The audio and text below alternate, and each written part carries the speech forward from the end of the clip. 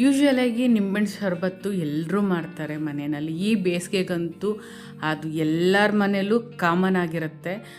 ನಾನು ಇದನ್ನು ಒಂಥರ ಡಿಫ್ರೆಂಟಾಗಿ ಮಾಡ್ತಾಯಿದ್ದೀನಿ ನಿಂಬೆಹಣ್ಣು ಶರಬತ್ತನ್ನು. ಅದು ಏನಂದರೆ ಸ್ವಲ್ಪ ಕ್ಯಾರೆಟ್ ತುರಿ, ಏಲಕ್ಕಿ, ಸಕ್ಕರೆ, ನಿಂಬೆಹಣ್ಣಿನ ಜ್ಯೂಸು, ಸ್ವಲ್ಪನೇ ಪುದೀನ ಎಲೆ, ಅಂದರೆ 1 ಎಲೆ ಆಗೋಷ್ಟು ನಾನು ಇದನ್ನು ತಗೋತೀನಿ. ಇದಿಷ್ಟನ್ನು ಮಿಕ್ಸಿ ಮಾಡಿ ನಾವು ಶರ್ಬತ್ ಥರ ಮಾಡಿಕೊಂಡು ಕುಡಿಯೋದ್ರಿಂದ ದೇಹಕ್ಕೆ ತುಂಬ ಆರೋಗ್ಯ ಸಿಗುತ್ತೆ.